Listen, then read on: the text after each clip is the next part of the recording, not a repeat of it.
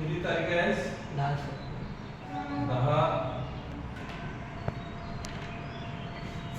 Good morning, Malasi.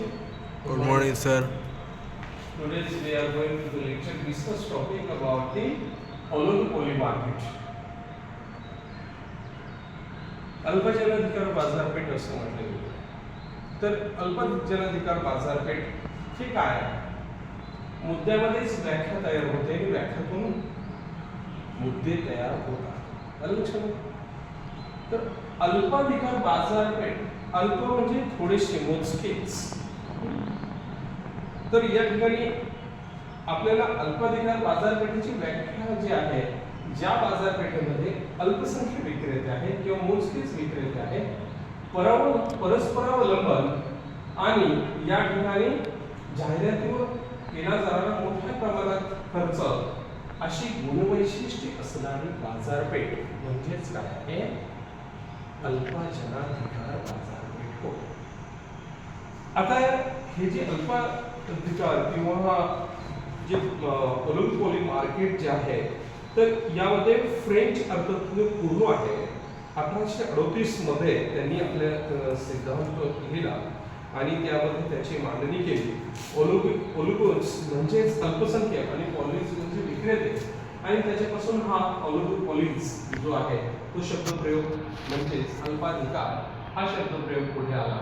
आणि त्याची काही वैशिष्ट्ये आहेत. पहिले महत्त्वपूर्ण वैशिष्ट्य आहे की परस्परावलंबन.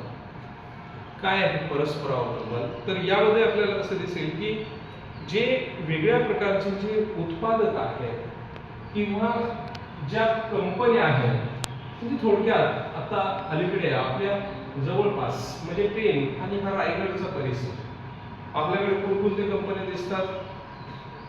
सिमेंट कंपन्या आहेत, लोह पोलाद कंपन्या आहेत, त्याचबरोबर मार्बल कंपनी आहेत, गोदरेज कंपनी आहे, रिलायन्स कंपनी आहे, इतर ज्या आहे मोठमोठ्या स्वरूपाच्या कंपन्या आहेत. मात्र एका विशिष्ट वस्तूचं उत्पादन, उदाहरणार्थ सिमेंट, आता सिमेंट उत्पादन करणारी कंपनी आहे. याच्यामध्ये कोणकोणते आहे? तर यामध्ये अल्ट्राटेक सिमेंट, जे अगोदर कोणती होती? एलटी सिमेंट मानायची. अल्ट्राटेक सिमेंट आहे, अंबुजा सिमेंट आहे, त्याच पद्धतीने वागर सिमेंट आहे, जेएसडब्ल्यू सिमेंट आहे. तर अशा त्यांची संख्या कशी आहे? मोजकीच आहे. त्यांचं उत्पादन काय आहे? सिमेंट उत्पादन. मात्र यांची संख्या कशी आहे? 50-60 आहे का कंपन्या? नाही, याची संख्या मोजकीच आहे. अशी या ठिकाणी जे परस्परावलंबन यामध्ये आपल्याला दिसून येतं. म्हणजे समजा यामध्ये काय आहे की एखाद्या विक्रेत्यानं किंवा उत्पादकानं उत्पादन पातळीमध्ये जर बदल केला तर दुसरे उत्पादक सुद्धा आपल्या उत्पादन पातळीमध्ये काय करू शकतो? बदल करू शकतो. तर हे आपल्याला काय दिसतं? परस्परावलंबन म्हणजे एक विक्रेता दुसऱ्या विक्रेत्याशी काय आहे? कनेक्टेड आहे. एक विशिष्ट पेढी दुसऱ्या पेढीशी या ठिकाणी काय आहे? तर त्याच्या धोरणाशी संबंधित आहे. आलं लक्षात? कोणत्या प्रकारचं धोरण अवलंबत आहे त्या पद्धतीने दुसरी कंपनी सुद्धा धोरण अवलंबेल. अशा पद्धतीने परस्परावलंबन हा एक महत्त्वाचा मुद्दा यामध्ये सांगितला. नेक्स्ट, अल्पसंख्य विक्रेते आहे. आता यामध्ये याची संख्याच म्हणजे ज्या पद्धतीने पूर्ण स्पर्धेमध्ये असंख्य ग्राहक असंख्य विक्रेते आपण म्हणतो, बरोबर आहे? पण किंवा मध्यंतरी युक्त बाजारपेठेमध्ये सुद्धा आपण म्हणतो असंख्य ग्राहक. तसं यामध्ये विक्रेत्याची संख्या कशी आहे? मोजकी आहे, बरोबर आहे? तर यामध्ये जी मोजकी असल्यामुळे आपल्या पुरवठ्यावर जो आहे नियंत्रण ठेवण्यासाठी या विक्रेत्याला काय होत असते? मदत होत असते. पुरवठा किती प्रमाणामध्ये वाढवायचा, किती प्रमाणामध्ये कमी करायचा, हे या कंपन्यांना जे आहे तर याचा अंदाज आलेला असतो आणि त्या पद्धतीने एकूण वस्तूच्या पुरवठ्यावर नियंत्रण ठेवण्याचं काम या कंपन्या करत असतात, पेढ्या करत असतात. हा दुसरा महत्त्वाचा मुद्दा यामध्ये अल्पसंख्य विक्रेते. ठीक आहे. तिसरा महत्त्वाचा मुद्दा आहे तो म्हणजे काय? ताठर किंमत आहे. म्हणजे यामध्ये आपल्याला असं दिसेल की ताठर किंमत म्हणजे मागणी आणि पुरवठ्यानुसार न बदलणारी किंमत म्हणजे काय आहे ताठर किंमत. किमतीमध्ये बदल न होणारी परिस्थिती किंवा किमतीमध्ये अजिबात बदल करण्याची मानसिकता या कंपन्यांमध्ये नसते. एखाद्या कंपनीने विशिष्ट स्वरूपाची किंमत दिसते सो अँड सो 500 म्हणजे 400. एखाद्या सिमेंटच्या गोणीची किंमत 400 रुपये किंमत आहे, तर त्याच्या जवळपास सर्वच कंपन्या काय करेल आपल्या किमती निश्चित करतील, निर्धारित करतील. बरोबर आहे. म्हणजे याच्यामध्ये ताठर किंमत आहे, किमतीमध्ये फारसा बदल यामध्ये केला जात नाही. हे एक महत्त्वपूर्ण वैशिष्ट्य या अल्पाधिकार बाजारपेठेचं यामध्ये सांगत आहे. नेक्स्ट, जाहिरात व विक्री खर्च. आता यामध्ये आपल्याला असं दिसेल की जाहिरात जे यांच्याशी एक वेगळा ठराविक ग्राहक जोडला गेलेला असतो. उदाहरणार्थ UltraTech cement, Ambuja cement, JSW cement, Bangalore cement, हे प्रत्येक झोनमध्ये त्या कंपन्या काय झालेल्या स्थापित झाल्या. उदाहरणार्थ या ठिकाणी आपल्याला काय दिसतं JSW सिमेंट आहे. बरोबर. या ठिकाणी काम करणारा कामगार वर्ग असेल किंवा या ठिकाणी जाहिरात करण्याची पद्धत आहे. मग ही जाहिरात कशा पद्धतीने, मग ही आक्रमक पद्धती, एक माहिती देणार आणि एक आक्रमक पद्धती. मग यामध्ये अलीकडे ह्या ज्या कंपन्या आहेत आक्रमक पद्धतीने जाहिरात करतात. इलेक्ट्रॉनिक मीडिया, प्रेस मीडिया आहे, इंटरनेट आहे, माउथ पब्लिसिटी आहे, फलक आहे, यांच्या माध्यमातून ते जाहिरात करतात आणि त्यामुळं त्यांचा विक्री खर्चावर यामध्ये भर असतो. मोठ्या प्रमाणे जो विक्री खर्च जो आहे ते करण्यावर ते भर देत असतात. अशा पद्धतीने एक अल्पाधिकार बाजारपेठेचे एक वैशिष्ट्य आपल्याला यामध्ये सांगता येतं. नेक्स्ट, भिन्न संस्थात्मक रचना. आता यामध्ये आपल्याला असं दिसेल की हे एकसारखे असू शकत नाही, यांच्या आकारमानामध्ये बदल असू शकतो. बरोबर आहे. काही लहान आकाराच्या असू शकतात, काही विशाल आकाराच्या किंवा मोठ्या आकाराच्या असू शकतात. यांच्यामध्ये आपल्याला जे आहे तर भिन्न संस्थात्मक रचना दिसून येते. म्हणजे काही वेळेस उत्पादन भेद ही परिस्थिती यामध्ये जाणवते. म्हणजे सर्वांचं उत्पादन एकाच. सिमेंट आपल्याला माहिती आहे, सिमेंटचं काय काम आहे आपल्याला माहिती आहे, सिमेंटचं काय काम असतं. बरोबर आहे. भिंती बांधणं, बरोबर आहे, स्ट्रक्चर तयार करणं, तर त्याच्यासाठी आपल्याला जे आहे सिमेंटची रचना केली जाते किंवा सिमेंटचा वापर केला जातो. मात्र याच्यामध्ये भिन्न संस्थात्मक रचना दिसून येते.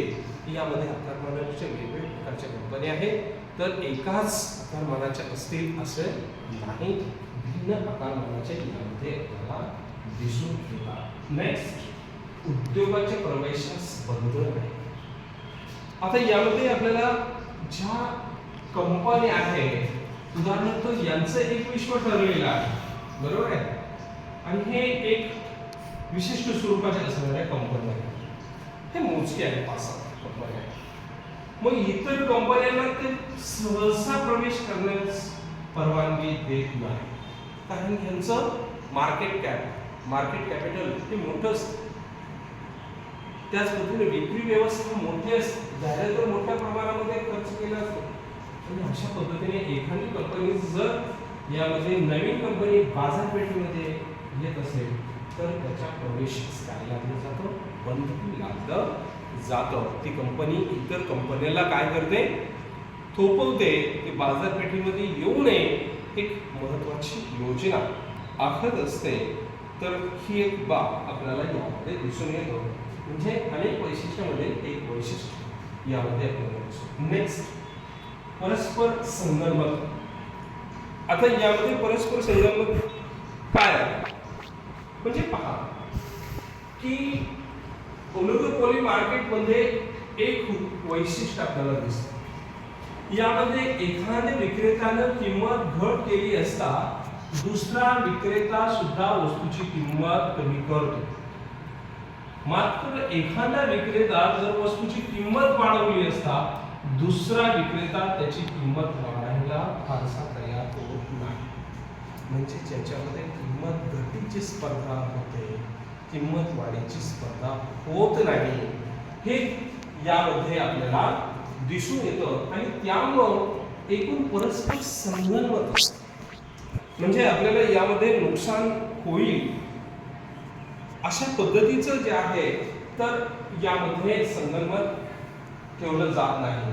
म्हणजे उत्पादन किती प्रमाणामध्ये करायचं, त्याची विक्री किती पद्धतीने करायची, त्याची किंमत कशा पद्धतीने यांचा एक करार ठरलेला असतो, बरोबर आहे. आणि या करारानुसार त्या कंपन्या आपसामध्ये काय करत असतात जे आहे तर एक संगनमत तयार करत असतात. लक्षामध्ये म्हणजे त्यांच्यामध्ये काय आहे परस्पर संगनमत आहे. कशा बाबतीत उत्पादन आणि विक्री, बरोबर आहे, आणि त्याबरोबर किंमत या तीन घटकाबाबत त्यांचं परस्पर संगनमत असतं. लास्ट बाकदार मागणी पाहू. आता या ठिकाणी जे आहे केंद्रीय डिमांड कर्व आकृतीत दर्शवल्याप्रमाणे पहा की काय दर्शवलेलं आहे शेवटचं वैशिष्ट्य की म्हणजे बाकदार मागणी बघ म्हणजे बाक का आलेला आहे इथे जे आहे एकूण जे आहे बाकदारपणा का आलेला आहे त्याचं मूळ कारण मी सांगितलं की किंमत घटीची स्पर्धा होऊ शकते, किंमत वाढीची स्पर्धा होऊ शकत नाही. या मूळ कारणामुळं जे आहे इथं काय आलेलं असतो बाक आलेला असतो. आलं लक्षामध्ये. हा जो मागणी वक्र आहे तो सरळ अशा पद्धतीने गेला असता, बरोबर आहे, मात्र या ठिकाणी बाक आलेला आहे D1 पासून. आलं लक्षामध्ये. हे स्वतंत्र आपल्याला नंतर प्रतिमानाचं लक्षात घ्यायचं. तर या ठिकाणी आपल्याला जे आहे तर उत्पादकाची वागणूक कशी स्वरूपाची असेल म्हणजे वस्तूची मागणीचं स्वरूप हे कशा स्वरूपाचं असेल हे आपण ठरवू शकत नाही.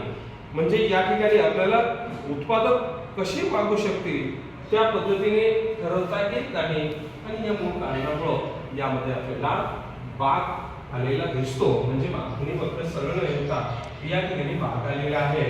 तर त्याचं मूळ कारण हे आपल्याला दिसून येतं. या संपूर्ण वैशिष्ट्ये जर आपण पाहिली तर आपल्याला ओलिगोपोली मार्केट अल्पजनाधिकार बाजारपेठ ही काय आहे तर हे आपल्याला दिसून येते. तर यामध्ये आपल्याला वेगळ्या प्रकारची याची उदाहरणं कोणती आहेत ते लक्षात घ्या. सिमेंट उद्योग आहे, बरोबर आहे, शीतपेय आहे, आपण थम्सअप कोकोकोला हे घेतो ना, घेतलंय हे कधी थम्सअप असेल कधी पेप्सी कोकोकोला असेल स्प्राईट वगैरे आपण घेतो. तर हे शीतपेय याची संख्या किती आहे मर्यादित आहे, 5-7 आहे. त्याच पद्धतीने आपल्याला दुचाकी उद्योग आहे. आता यामध्ये आपल्याला दुचाकी हिरो होंडा आपल्याला दिसतो. अगोदर हिरो होंडा एक आता हिरो होंडा वेगळे आहे, कंपन्या विभाजित झाल्या. त्याच पद्धतीने आपल्याला बजाज आहे, बरोबर आहे. तर ह्या जे वेगवेगळ्या स्वरूपाच्या असणाऱ्या ज्या कंपन्या आपल्याला काय दिसतात अल्पाधिकार बाजारपेठेचे वैशिष्ट्य आहे. शीतपेय कंपनी आहे, सिमेंट कंपनी आहे, काही इलेक्ट्रॉनिक सेलफोन कंपन्या सुद्धा मानल्या आहेत, ठीक आहे. मग सॅमसंग आहे, ॲपल आहे, त्याचबरोबर जर चायनीज व्हर्जन जे आहेत आले अगोदर ॲपल, सॅमसंग, नोकिया हे होतं. नोकिया बाजूला गेली आणि त्यानंतर वेगवेगळ्या प्रकारचे जे चायनीज सिरीज त्यामध्ये सुरू होते. मग ते आपल्याला विवो, ओप्पो, रेडमी, EMI, बरोबर आहे, हे सगळे काय आहे चायनीज कंपनी आहे. तर हे सुद्धा आपल्याला यामध्ये बाजारपेठेमध्ये दिसून येतात. ठीक आहे, समजलेलं आहे का?